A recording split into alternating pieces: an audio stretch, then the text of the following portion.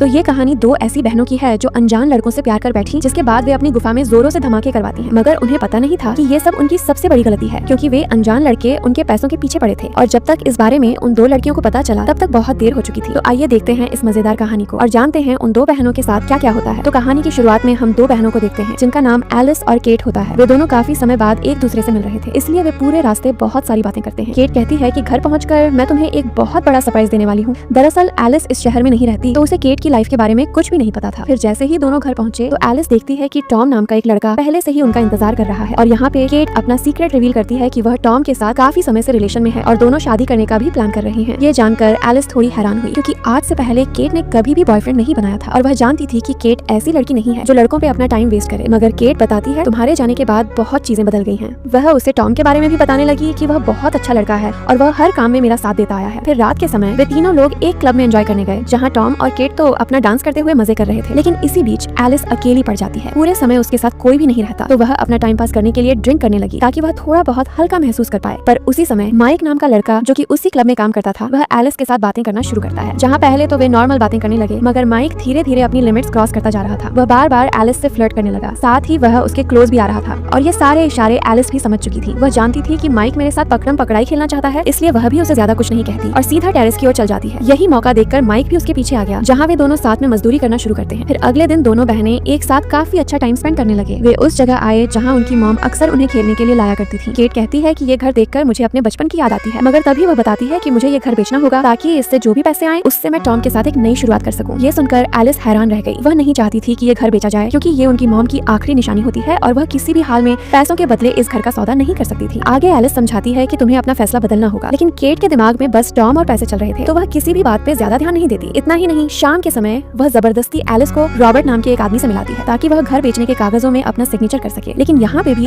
Alice कोई भी गलती नहीं करती। वह कहती है कि चाहे कुछ भी हो जाए, मैं अपनी मॉम के घर को नहीं बेच सकती, तो तुम एक सिग्नेचर के लिए मेरा पीछा करना बंद कर दो। ये कहते हुए वह वहाँ से चली जाती है। अब रॉबर्ट भी चाहता था कि वो घर जल्द से जल्द बिक जाए, इसलिए वह सीधा माइक के पास आया और कहता है कि तुम्हारे लिए एक नया काम है। वह बताता है कि तुम्हें एलिस नाम की एक लड़की को अपने प्यार के जाल में फंसाकर उसके सिग्नेचर लेने हैं। माइक तो इस काम के लिए मान गया था और यहाँ पे हमें एक चीज पता चलती है कि वह लड़कियों को फंसाने का काम करता है, जिनके उसे काफी सारे पैसे मिलते थे। साथ ही वह एलिस से पहले भी मिल चुका था, तो उसके लिए बात करना और एलिस को प्यार में फंसाना ज्यादा मुश्किल नहीं होने वाला था। वहीं दूसरी तरफ हम एलिस को देखते हैं जो कि घर में अकेली रहती है और काम करते हुए गलती से उससे पानी का एक पाइप टूट जाता है, जिसकी वजह से चारों तरफ पानी भरना शुरू हो गया और एलिस उस पाइप को बंद नहीं कर पाती और यहाँ पे उसे मदद की बहुत जरूरत होती है। तो वो जल्दी से पड़ोस वाले घर में गई और डोरबेल बजाने लगती है और तभी उस घर से माइक बाहर निकलता है, जिसे देखकर एलिस पूरी तरह शॉक रह गई। उसे यकीन नहीं हुआ कि माइक उनके घर के बगल में ही रहता है और इस समय वो बातें करने के बजाय मदद मांगती है। और जब माइक उसकी मदद करने आया तो वह आसानी से उस पाइप को ठीक कर देता है, जिससे खुश होकर एलिस उसे थैंक यू कहती है। और अब उसे पता था कि उनका मिलना जुलना होते रहेगा, तो वह अंदर ही अंदर स्माइल करने लगी, क्योंकि कहीं ना कहीं उसके दिल में माइक को लेकर फीलिंग्स आ गई थी। इसीलिए अगले दिन होते ही वह दोबारा से उसके घर गई, जहाँ दोनों ही खुद को कंट्रोल नहीं कर पाते और वहीं पे पकड़म पकड़ाई खेलना शुरू करते हैं। ऐसे ही दिन बीतते गए और उनकी नजदीकियां बढ़ती जा रही थी। दोनों का रिलेशन काफी क्लोज हो गया था और अब वे एक साथ रहकर काफी अच्छा टाइम स्पेंड करते थे। मगर एक दिन जब एलिस केट और टॉम के साथ शॉपिंग करने जा रही थी, तो अचानक हेजल नाम की एक लड़की उनके पास आई और टॉम को उल्टा सीधा कहने लगती है। दरअसल वे दोनों काफी समय पहले एक दूसरे से प्यार किया करते थे, लेकिन टॉम ने उसे धोखा देकर छोड़ दिया था। तो इसी गुस्से की वजह से हेजल उसके बारे में बहुत बुरा बुरा कहती है और ये सब पीछे से एलिस और केट देखते रहते हैं। एलिस समझ चुकी थी कि टॉम सही लड़का नहीं है और वह कभी भी केट को भी छोड़ देगा, मगर इस समय वह केट को ये सब बताना सही नहीं समझती, क्योंकि वह जानती थी कि केट इतनी जल्दी टॉम को नहीं छोड़ने वाली। इसलिए वह सबसे पहले कुछ सबूत ढूंढने का फैसला करती है। वह सीधा एक जगह आई जहाँ टॉम काम किया करता था और जैसे ही वह उसके बारे में पूछती है तो उसे पता चला कि वह सबके साथ धोखा करके शहर छोड़ देता है और कुछ समय पहले ही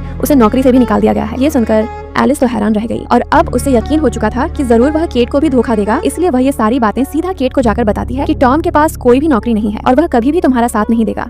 लेकिन केट उसकी एक भी बात पर ध्यान नहीं देती और कहती है कि टॉम मुझसे बहुत प्यार करता है, तो वह मुझे कभी भी नहीं छोड़ेगा। वहीं दूसरी तरफ माइक भी अपने प्लान को फॉलो कर रहा था। उससे पता था कि अब एलिस मेरे ऊपर भरोसा करने लगी है, इसलिए वह सीधा घूमने के बहाने से उसे एक लेडी से मिलाता है जिसे की प्रॉपर्टी की बहुत ज्यादा नॉलेज थी। जिसके बाद वे तीनों लोग एलिस की माँ के घर के पास आए, जहाँ वह लेडी कहती है कि ये घर जल्दी ही बेचना होगा, क्योंकि ये पूरा इलाका जंगल में आता है, तो आगे जाकर सारी प्रॉपर्टी और भी सस्ती हो जाएगी। पीछे से माइक भी कहता है कि तुम्हें ये प्रॉपर्टी का बोझ नहीं लेना चाहिए, इसलिए अपनी बहन के साथ मिलकर इसे बेच दो। अब कहीं ना कहीं माइक की बातों से एलिस पूरी तरह से इन्फ्लुएंस हो गई थी, इसलिए घर जाकर वह केट को कॉल करती है और बताती है कि हमें प्रॉपर्टी बेच देनी चाहिए। ये सुनकर केट तो बहुत खुश हुई, क्योंकि जिस पल का इंतजार उसे बेसब्री से था वो आज पूरा होने वाला होता है। वहीं दूसरी ओर हम माइक और टॉम को देखते हैं। वे दोनों भी साथ में मिले हुए थे और टॉम कहता है कि हमें उस प्रॉपर्टी के पैसे मिलने वाले हैं, तो उसके बाद में दोनों बहनों को मार दूंगा, जिससे कि आगे जाकर हमें कोई भी प्रॉब्लम नहीं आएगी। और यहाँ पे टॉम अपने हर शिकार के साथ साथ ऐसा ही करता था। पहले वह उनको फंसाकर उनके सारे पैसे ले लेता है, उसके बाद वह उन्हें मारकर सारे सबूत मिटा देता था ताकि उसे कोई प्रॉब्लम न आए। लेकिन इस बार माइक उसे ये सब करने से रोक देता है और कहता है कि तुम जल्दीबाजी में कोई भी फैसला नहीं करोगे और साथ ही तुम एलिस या फिर केट दोनों में से किसी को भी हाथ नहीं लगाओगे। उधर एक दिन जब एलिस की मुलाकात हेजल से होती है तो वह टॉम के बारे में पूछने लगती है, जहाँ हेजल बताती है कि हम दोनों कुछ महीने पहले